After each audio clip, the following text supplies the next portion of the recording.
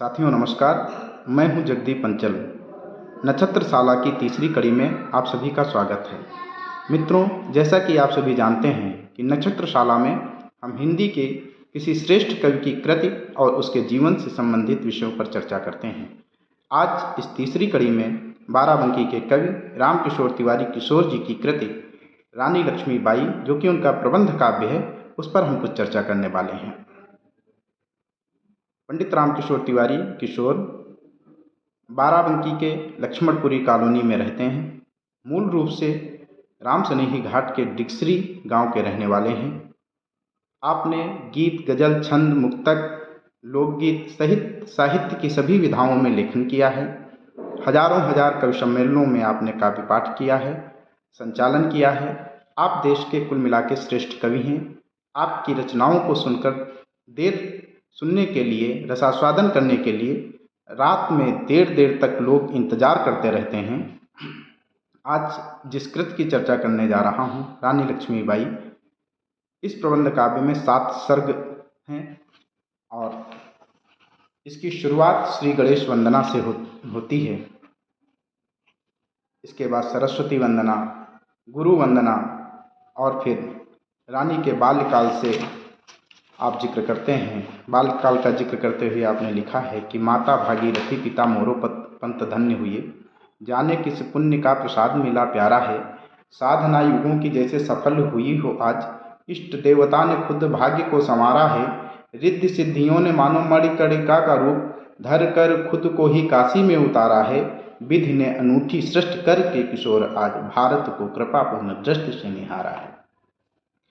भारत को कृपापूर्ण दृष्टि से निहारा है। और रानी का बचपन कैसे बीता कि बालकों के साथ दौड़ कर खेलती थी, होठों पर मुस्कान चपल हठीली थी, कभी किसी को चिढ़ाती मुंह बिचकाती, कभी तुतलाती गाती बाड़ी भी बड़ी रसीली थी, कभी तो मचल जाती भाइयों से लड़ जाती, आंखें लाल लाल कर देती गर्वीली थी, जब कभी रूठती तो पल में ही मान जाती, पेशवा की प्यारी बेटी लाडली छबीली थी। सभी बाल मित्र मिलकर खेलते थे खेल, घोड़े पर चढ़ जाते पल में झपकते, कभी कभी गन से निशाना साधते अचूक, लगातार तलवारी बाजी में न थकते, जाकर अखाड़े में भी दांव पेच सीखते थे, मल खंभ खेलते थे, दौड़ते थिरकते, आपस में प्रेम और मित्र भावना को देखो हर गली गांव घर आंगन महकते। दूसरा सत्र जो है, इसमें रानी के विवाह और वैधव्य का वर्णन है कि एक दिन विधि का विधान कुछ ऐसा बना देखा, एक विप्रवर झांसी से पधारे। एक दिन विधि का विधान कुछ ऐसा बना देखा, एक विप्रवर झांसी से पधारे हैं, अपने नरेश के लिए वधू तलाशने को आए हैं बिठूर और खड़े हुए द्वारे हैं। मनुबाई पर दृष्टि पड़ते उछल पड़े, बोले भगवान काम बन गए सारे हैं, लगता है झांसी की बुलंद तकदीर हुई, राजा गंगाधर जी के चमके सितारे हैं। कुंडली मिलाई गई, साफ दिखता था योग, मन अब झांसी वाली रानी बन जाएगी, दिखने में नन्ही एक गुड़िया सी लगती, जो उसकी तो दुनिया दीवानी बन जाएगी, धन संपदा अपार वैभव मिलेगा खूब, पूरी जिंदगी सुहानी बन जाएगी, और झांसी के ही साथ साथ धन्य भी होगा बिठूर, पुत्री कुल कीर्ति स्वाभिमानी बन जाएगी। और ये सुन के मोरोपंत का क्या हाल था कि पिता मोरोपंत पुलकित हो रहे थे खूब, मन यह दृश्य देख करके विभोर था, सुख की हिलोरें उठने लगी अनंत तक, झंकृत हुआ शरीर भीगा पोर था, सारे ही मनोरथ सफल होते दिखते थे, हृदय के आंगन में नाच रहा मोर था, वो आंख मूंद कर भगवान को किया प्रणाम, जिसकी कृपा का कहीं नहीं और छोर था। और फिर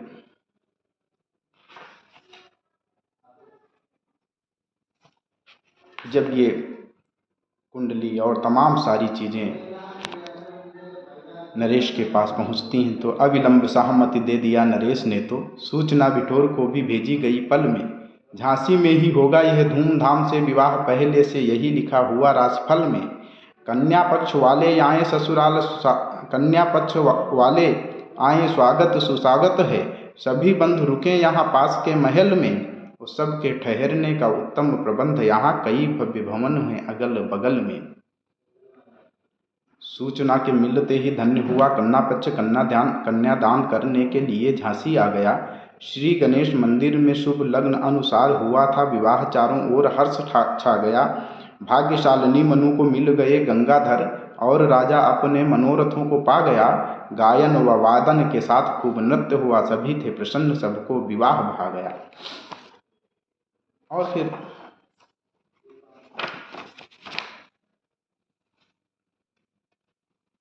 कई वर्ष बाद पुत्र रत्न की हुई थी प्राप्ति। पंडितों ने यज्ञ कर नाम रखा दामोदर। दीप मालिकाओं से सजाई गई झांसी आज आनंद बधाई बाजी। द्वार द्वार घर घर अमृत के कुंड में लगाए जा रहे थे गोते। खूब उपहार पा रहे थे सारे परिचर। रानी भगवान को चढ़ा रही प्रसाद और झूम झूम खूब नाचे आज राजा गंगाधर। किंतु भाग्य के अजब खेल कितने निराले, कौन पढ़ पाया विधि अंक लिखे भाल पर। जीत कौन पाया उस सूरमा से हारा नहीं, कौन नहीं नाचा उसके बजाए ताल पर। विश्व विजयी भी कौन बच पाया है किशोर, कौन सह पाया जो तमाचा पड़ा गाल पर। मृत्यु ताल ठोके तो अखाड़े में भिड़ेगा कौन, बस किसका चला है आज तक काल पर। 3 महीने में पुत्र काल कवलित हुआ। झांसी के भविष्य पर छा गया अंधेरा है। राजा रानी फपक फपक कर रोए खूब, कौन सी मुसीबत ने आज घर घेरा है। नगर के सारे नर नारी थे अवाक, बाल वृद्ध सबको लगा कि यह दुख मेरा है। ज्ञानी ध्यानी त्यागी व विरागी सब बोल उठे, स्वप्न सारी दुनिया है 2 दिनों का डेरा है। अब तो नरेश काफी कमजोर हो चले थे। कई व्याधियों के घुन लगे थे शरीर में। असहाय बेबस हताश व निराश हुए, शक्ति भी नहीं बची थी धनुष व तीर में। बालुका की भित्ति के समान सब ढह गया, सब कुछ बह गया नयनों के नीर में। मन में विचार आया, एक पुत्र ले लूं गोद, शायद लिखा है यही मेरी तकदीर में। एक 5 वर्षीय बालक आनंदराव को नरेश ने लिया था गोदनामा भर के। उसका भी नाम रखा गया दामोदर राव, मानो अपना ही पुत्र लौट आया मर के। ब्रिटिश हुकूमत को सूचना भी भेजी गई, दत्तक बना लिया वसीयत को करके। वो समारोह पूर्ण यह उत्सव मनाया गया, सम्मिलित हुए लोग बाहर के घर के। वो अगले ही दिन महाराज स्वर्ग को सिधारे, हाय रे विधाता आज तूने यह क्या किया। सुनी सुनी झांसी चारों ओर से उदासी, कहाँ गई पूर्णमासी अंधकार किसने दिया। बालक अधीर अभी छोटा सा शरीर देखे, आंखें चीर चीर कल गोद जिसको लिया। और रानी अकुलानी अभी नई थी कहानी, मिटी मांग की निशानी छोड़ कर के गए पिया। रानी पर दुख का पहाड़ टूट पड़ा मानो टूट पड़ा। सुनी नहीं पीर कहाँ बैठा भगवान था। पुत्र शोक से भी अभी निकल नहीं थी पाई, पति का वियोग वज्राघात के समान था। कमल की नाल पर हो गया तुषारापात, सुनी सुनी मांग घर द्वार शमशान था। और छप्पर के घास जैसी जिंदगी हुई किशोर, ना तो कोई भविष्य ना कोई वर्तमान था।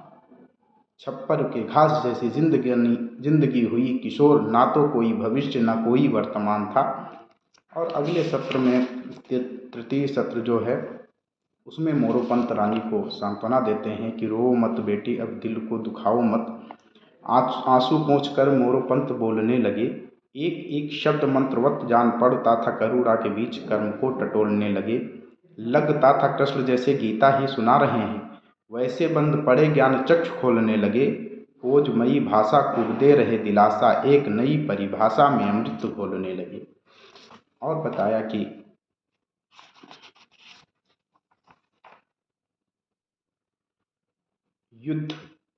युद्ध वीर मौत को समझते हैं खिलवाड़, युद्ध वीर मौत को समझते हैं खिलवाड़। मर मिटते हैं सदा आन मान शान पर हित राष्ट्र व समाज हित में सदैव खेल खेल में ही खेल जाते निज जान पर। मृत्यु को भी मात्र वस्त्र बदलाव मानकर चलते सुगम पंथ गीता के गान पर। और तन मन धन सब तज देते हैं किशोर, देखते हैं जब आँच आती स्वाभिमान पर। और विश्व की न कोई शक्ति रोक पाती है उन्हें, जो अपने ही पथ को प्रशस्त कर देते हैं। और भाग्य का भी सूरज उगाते निज कर्म से ही तुच्छ हीन ग्रह पुंज अस्त कर देते हैं। हौसले बुलंद रखते हैं जिंदगी में और सारे प्रतियोगियों को पस्त कर देते हैं और सारी उपलब्धियों को अंक में समेट कर पहले की कीर्तिमान ध्वस्त कर देते हैं। ऐसे करके महाराज ने रानी को संबल दिया, साहस दिया। फिर आगे कहते हैं वो कि कर्मवीर जिस पथ पर पग रखते हैं सारी प्रतिकूलताएं होती अनुकूल हैं। कर्मवीर जिस पथ पर पग रखते हैं सारी प्रतिकूलताएं होती अनुकूल हैं। मार्ग भी सुगम होते जाते प्रतिपल पल घातक त्रिशूल शूल बन जाते फूल हैं। नदियों व सागरों का अवरोध मानते ना तीव्र जलधार बीच दिखते दुकूल हैं। लक्ष्य प्राप्ति के बिना न रुकते कहीं किशोर सारी सुख सुविधाएं चरणों की धूल हैं।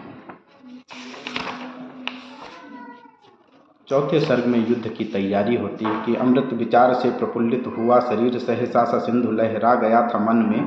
जैसा कोई अमृत विचार से प्रफुल्लित हुआ शरीर साहस का सिंधु लहरा गया था मन में।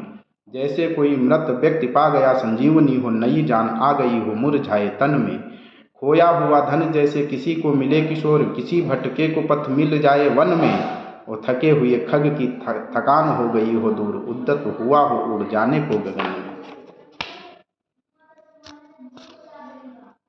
कुछ दिन बाद डलहौजी ने आदेश भेजा झांसी का विलय होगा कंपनी के राज में। गंगाधर राव पुत्रहीन स्वर्गवासी हुए इसीलिए कोई शक्ति बची नहीं ताज में।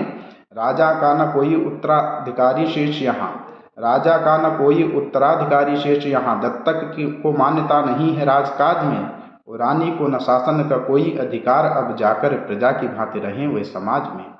रानी को लगा कि अब उनके शरीर पर एक साथ कई बिच्छुओं ने डंक मारा है। पैरों तले की जमीन लगता खिसक गई आंखों के समक्ष छाया घना अंधियारा है।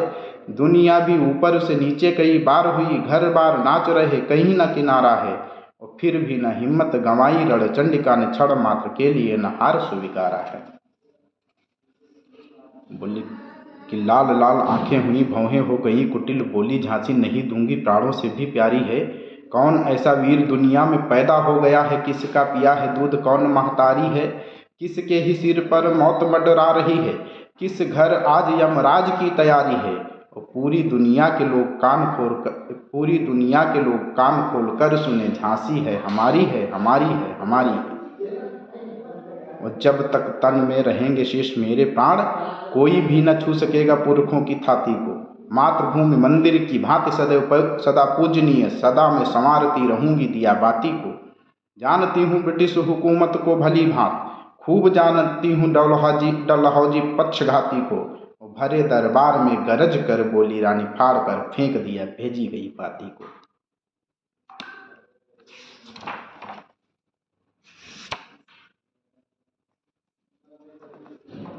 और बोली कि काल का भी काल यदि आएगा समर बीच वह भी हमारे रण कौशल को जानेगा। और चुन चुन कर यमलोक उसे भेज दूंगी सामने उतर कर जो भी रण ठानेगा।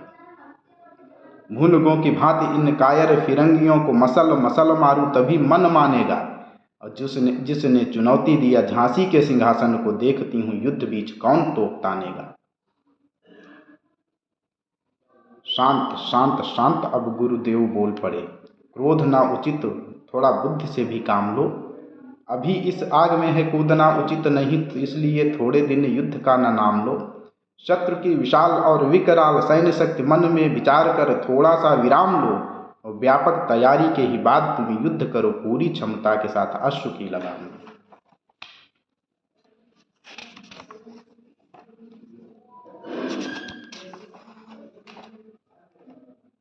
फिर जब झांसी का युद्ध होता है उसमें का एक क्षण पढ़ता हूँ कि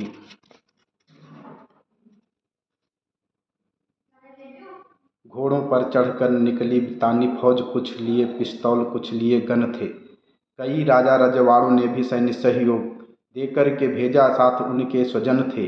जार की पहाड़ी पर तोपें लगवा दी गईं जिनके निशाने पर किले के भवन थे।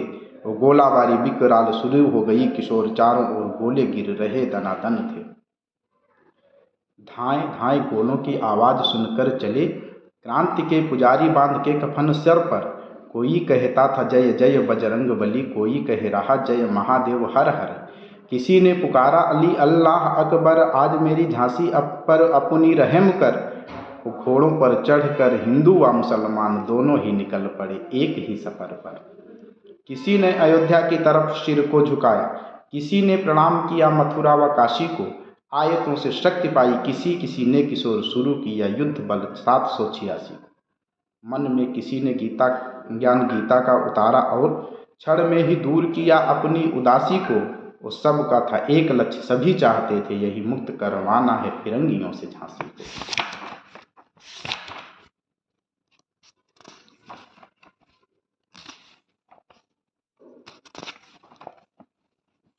छठे में कालपी का युद्ध होता है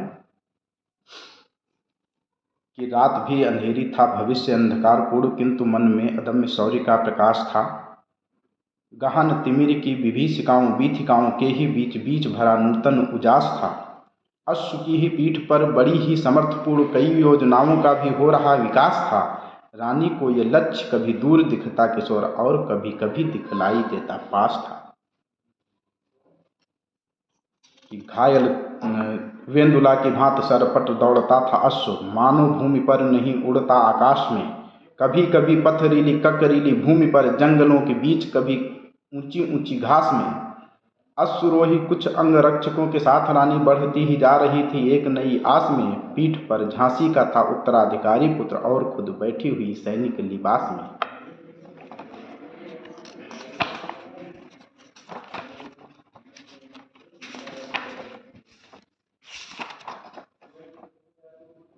कि कालपी की सेना में थे अक्सरवादी लोग, कालपी की सेना में थे अवसरवादी लोग, डरपोक कायरों की भीड़ का जमावड़ा। आलसी विलासी सारे सैनिक बटोरे गए, कोई अनुशासन न उन पर था कड़ा। पेशवा भी नया नया अड़ियल था किशोर, दिशाहीन नायकत्व उसका सड़ा गला सड़ा सड़ा। और रानी ने विचार किया रुकना न ठीक, यहाँ युद्ध से निकलने का फैसला लिया बड़ा। एक ही छलांग में न जाने किस ओर गई, बड़े बड़े युद्ध के विशारद खड़े रहे। सारे वीर हाथ मलते ही रह गए, आज देखते अवाक मानो चित्र में जड़े रहे। आयुध तमाम तोप तलवार पिस्टल, सारे अस्त्र शस्त्र कहाँ व्यर्थ में पड़े रहे। और छू भी नहीं पाया कोई ज्वाला की ज्वलंत मूर्ति, अंग्रेजी सेनापति शर्म से गड़े रहे। फिर 7वें सर्ग में ग्वालियर का युद्ध एवं बलिदान होता है रानी का। कि धीरे धीरे सारे लोग पहुँचे गोपालपुर, तात्या भी क्रांतिकारियों के साथ आ गए। अहमन्यता के सारे भेदभाव भूल कर एक दूसरे को संग शक्ति समझा गए। गहन हताशा व निराशा के तमस बीच मानो आज फिर प्रज्वलित ज्योति पा गए। और सबकी थकावटें भी दूर हो गई, किशोर पिछली पराजयों के दर्द को भुला गए। कि जनता भी रानी का पुरुष परिधान देख दांतों तले उंगली दबा रही थी, दंग थी।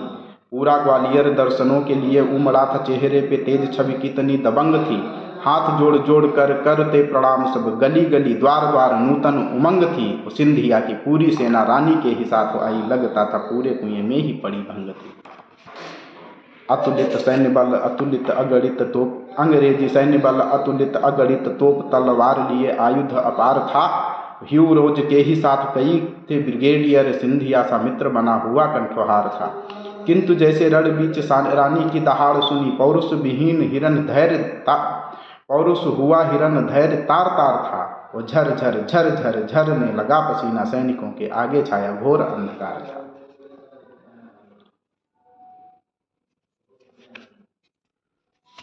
क्रोध की विशाल विकराल ज्वाल जाल लिए रानी रण बीच आगे बढ़ती चली गई। तलवार के प्रहार से प्रशस्त कर पथ शत्रुओं के शीश पर चढ़ती चली गई। जय महाराणा जय जय शिवा छत्रसाल, विजय के महामंत्र पढ़ती चली गई। मातृभूमि पर तन मन धन सब वार, एक नया इतिहास गढ़ती चली गई। स्वाभिमान रानी अब जान गई अंत आ गया है मेरा। जब चारों ओर से अंग्रेजी सेना से रानी घिर गई तो उन्होंने कहा कि रानी अब जान गई अंत आ गया है मेरा। अंगरक्षकों से बोली एक काम कीजिए। रानी अब जान गई अंत आ गया है मेरा, अंगरक्षकों से बोली एक काम कीजिए। मेरा पुत्र दामोदर टुकड़ा कलेजे का है, इसकी सुरक्षा का वचन हमें दीजिए। जहाँ रहिएगा साथ साथ रखिएगा, इसे पुत्र मान इसको उठा के गोद लीजिए। वो अपने तो पुत्र को है पालते सभी मनुष्य, दूसरे के बेटे पर भी जरा पसीजिए। कि देखते ही देखते अचानक लगी थी गोली, चीरती निकल गई बाईं जांघ फाड़ कर। एक गोरे ने तुरंत खींचकर तलवार सिर पर मार दिया, बड़ी सेकी झाड़कर। पल झपकाते रानी ने किया था प्रतिशोध, जोरदार वार किया था निशाना ताड़कर। खंड खंड हो गया तुरंत दुष्ट का शरीर, दम लिया उसको जमीन में ही गाड़कर।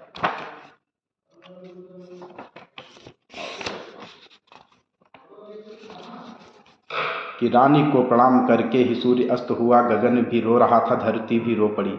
जिसने भी देखा विह्वल हो गया, किशोर खूब रोया, पटक पटक कर खो पड़ी। दाह कर्म का प्रबंध कैसे किया जाए, शीघ्र व्याकुल सभी थे, यही चिंता सबको पड़ी। बाबा गंगादास ने बिलखते हुए तुरंत रानी की चिता सजाई, फूंक कर झोपड़ी। और अंत में किशोर जी कहते हैं कि भारत भवन की सुदिव्य भव्यता के हेतु क्रांतिकारी भूल गए मरना व जीना है। देश की स्वतंत्रता के लिए युद्धरत रहे, याद नहीं रहा कब खाना और पीना है। नींव रखने में कितने हुए शहीद वीर, रणबांकुरों का लगा खून व पसीना है। वो बलिदानी सारे रत्न बहुमूल्य हैं किशोर, किंतु रानी उनमें नगीना है, नगीना है। इस श्रेष्ठ कृति के लिए पंडित रामकिशोर तिवारी किशोर जी को बधाई देता हूँ, साहित्य जगत की तरफ से आभार करता हूँ। और आप सभी से अपेक्षा है कि इसको सुनिए और ज़्यादा से ज़्यादा लोगों तक पहुँचाने का काम कीजिए। बहुत बहुत धन्यवाद।